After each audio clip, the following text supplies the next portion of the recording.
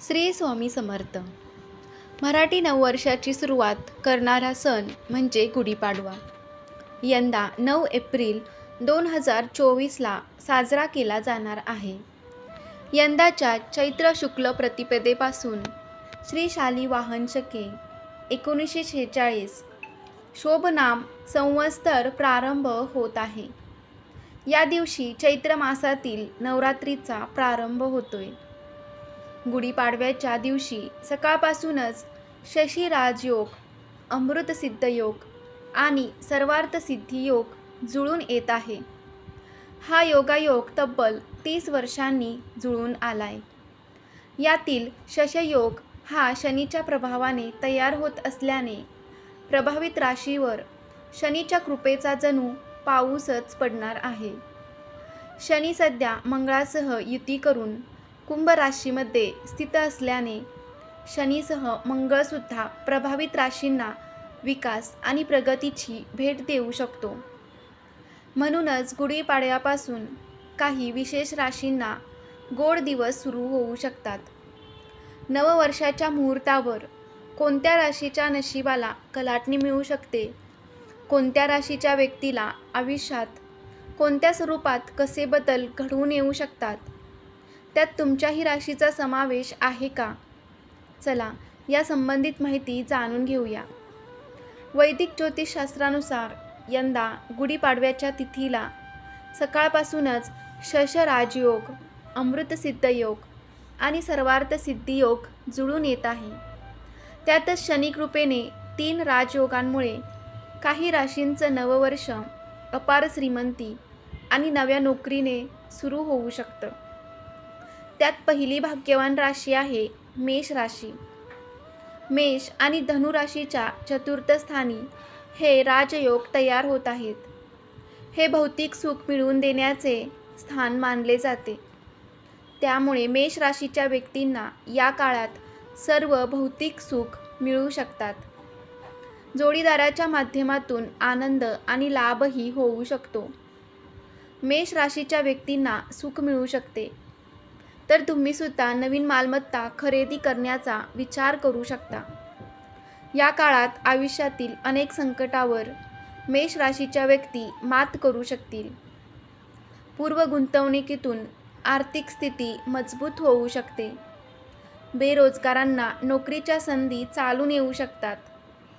शिवाय पगार ठरवताना मेष राशीच्या व्यक्तींना वाणीत माधुर्य ठेवावे लागेल असा सल्ला दिला जातोय. त्यानंतरची भाग्यवान रास आहे वृषभ रास.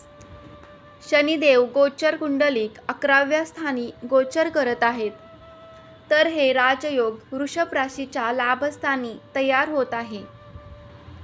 येत्या काळात वृषभ राशीच्या व्यक्तींना बुद्धीच्या जोरावर प्रचंड धनलाभ मिळवता येऊ शकतो. वृषभ राशीच्या मंडळींना संतती प्राप्तीचे सुद्धा योग जुळून येत आहेत. नोकरदार वर्गांना रातोरात नशीब पालटण्याची संधीही मिळू शकते.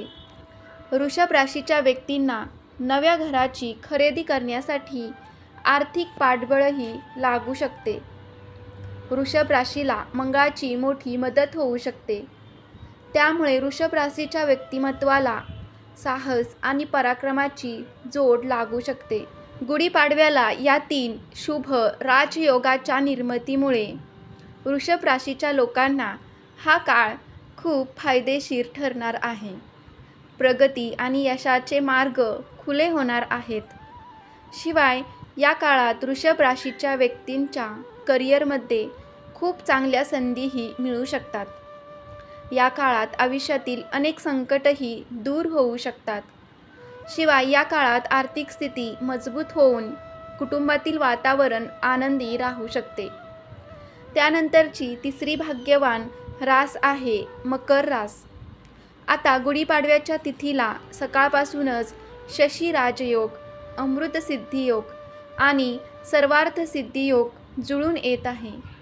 या 3 पैकी मुख्य 2 राजयोग हे मकर राशीच्या भाग्यस्थानी तयार होत आहेत.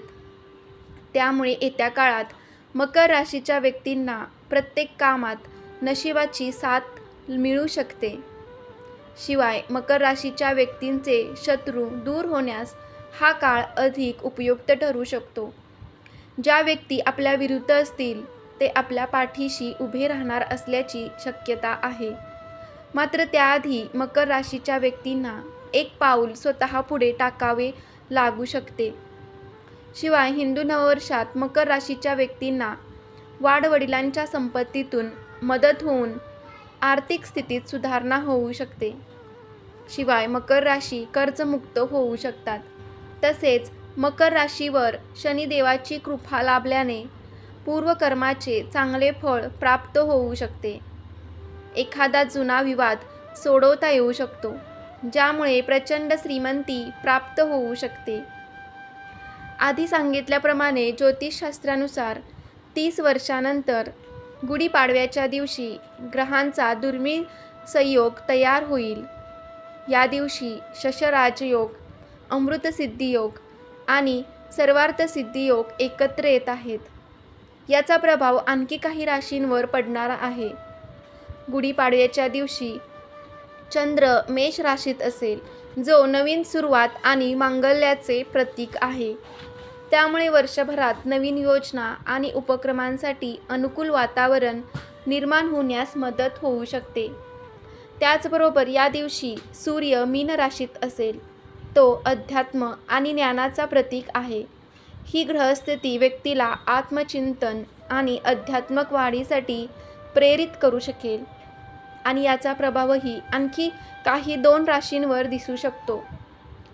त्यात चौथी भाग्यवान रास आहे मिथुन रास. गुढीपाडवा हा मिथुन राशीच्या व्यक्तींना चांगले दिवस घेऊन येऊ शकतो. विद्यार्थ्यांसाठी हा काळ शुभ ठरू शकतो.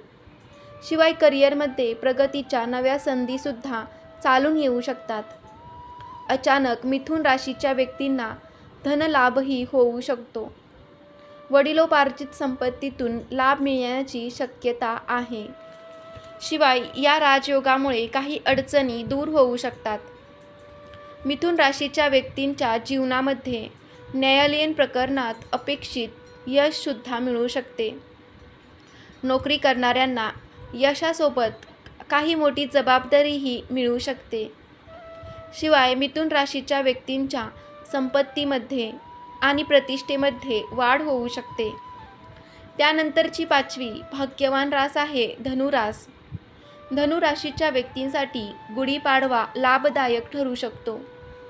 या काळात उत्पन्नाच्या नवीन माध्यमातून पैसे मिळवण्यात धनुराशीच्या व्यक्ती यशस्वी होऊ शकतात. धनुराशीच्या व्यक्तींना गुंतवणुकीतून नफा मिळू शकतो.